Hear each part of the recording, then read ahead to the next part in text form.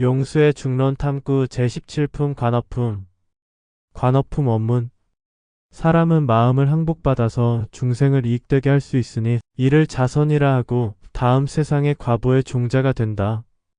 사라는 것은 이른바 의업이고 사로부터 생긴 것은 신과 구의 업이다. 업이 머물러서 보를 받음에 이르면 이 업은 항상이게 되고 멸한즉슨 업이 없으니 어찌 과보를 생긴다고 하겠는가. 마음으로부터 상속이 있고 상속으로부터 과가 있고 업이 먼저 그 후에 과가 있고 끊어짐도 없고 항상인 것도 없다. 비록 공하지만 끊어지지 않고 있으나 항상하지 않고 업과 과보를 이름이 없나니 이것이 부처의 말이다. 모든 업은 본래 생이 없나니 정한 성품이 없는 까닭이다. 모든 업 또한 멸이 없나니 생이 없는 까닭이다. 업이 없고 지은 자도 없는데 어찌 업이 과를 생함이 있으리요. 과가 있지 않다면 과를 받는 자도 없다. 원문 끝. 용수보살의 중론에서 17번째로 나오는 주제는 관어품으로 업대한 이치에 대해 비추어 보고 관찰하는 대목이다. 그러면 용수의 중론에서 업의 이치인 관어품에 대해서 해석해보자. 자신의 마음을 잘 다스리면 중생을 이롭게 하는데 이를 자비로운 선행인 자선이라 하고 다음 생에 영향을 미친다. 생각이라는 것은 뜻한 업에 의한 것이며 생각으로부터 나오는 것은 행동과 말로써 업이 된다. 좋은 업에 따라 결과를 받으면 지속하게 되고 이런 것이 없다면 업이란 없는 것이어서 인과응보도 없게 된다. 마음에 의하여 결과가 있고 업이 있으니 결과가 있어서 끊어지거나 지속하는 것도 없다. 공하지만 끊어지지 않으며 있으나 지속하지 않아서 업과 인과응보를 따른다는 것이 부처의 가르침이다. 모든 업은 없는 것이니 고정된 성품이 없는 까닭이다. 업이 멸하는 것도 없으니 시작됨이 없는 까닭이다. 업이 없고 지은 자도 없기에 업이 결과를 만들지 않는다. 또한 결과가 없다면 결과를 받는 자도 없다. 해석 끝. 용수의 관어품은 용수 본인이 현상계를 볼 때 그러하다는 말이며 각자 자신들도 스스로가 이런 상태가 되어야 한다. 고정된 성품이란 없는 것이기에 업이란 없다는 것과 업이란 없기에 지은 자도 없고 받는 자도 없다는 결론이다. 현상계는 무자성이라는 선언문과 같은 말이다. 그러면 현상계는 정말로 무자성이 맞는지에 대한 의심을 내어보고 왜 무자성일 수밖에 없는지에 대해 점검해보자. 오온의 덧없음을 관찰하다 보면 오온이란 온 것도 없고 간 것도 없다. 잠깐 마음이 머물기는 하였지만 머문 곳을 알 수 없으며 간 곳도 알 수 없다.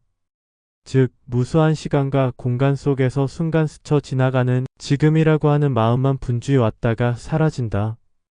그런 실체 없는 오온을 주인으로 착각하여 믿고 의지하는 어리석음에서 벗어나는 것이다.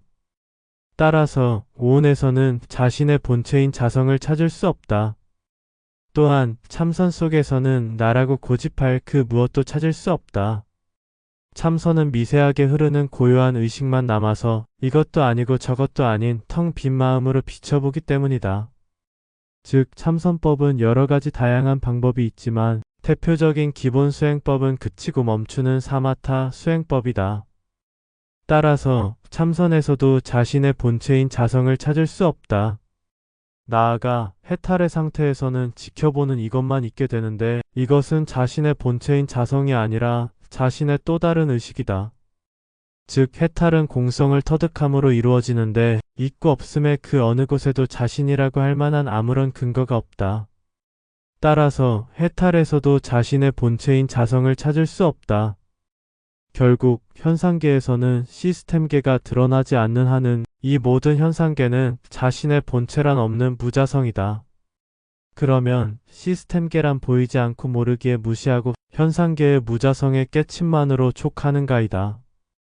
물론 현상계란 무자성임을 알았다면 훌륭한 중생이며 수행자의 길을 제대로 걸어가는 것이다. 문제는 자신에게 안 보이던 시스템계가 드러나야 한다는 점이다. 그러려면 존재를 탐구하는 길밖에는 없다.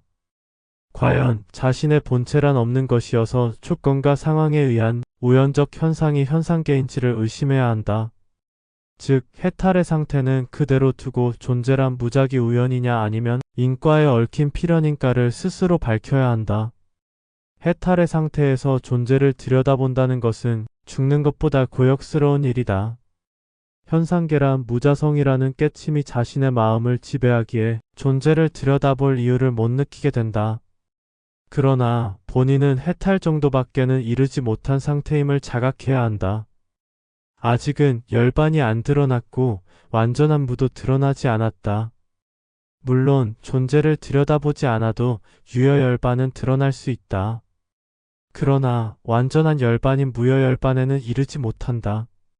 시스템계를 보아야지만 완전한 무여열반이 드러난다. 존재를 들여다보고 알아야 선택할 수 있기 때문이다. 비유하자면 고난도의 수학 문제를 미분으로 풀 것인지 아니면 척분으로 풀 것인지를 판단하려면 미분과 척분의 원리에 대해 알아야 가능하다. 해탈의 상태는 미분과 척분을 아직 모르는 상태이다. 만약 생사의 윤회란 없는 것이라면 업이라는 것도 없다. 그러나 시스템계를 알게 되면 윤회가 없다는 가정 자체가 잘못된 명제라는 것을 알게 된다. 윤회가 없기에 업이 없는 것이 아니라 윤회하기에 인과에 얽힌 업이 발생하는 것이다. 만약 시스템계가 없어서 윤회란 정말로 없는 것이라면 자성이 있든지 무자성이든지 아무 상관없다. 현상계에서는 업을 지은 자도 받을 자도 사라졌지만 시스템계에서는 인과에 얽힌 윤회가 또렷이 기다리고 있다.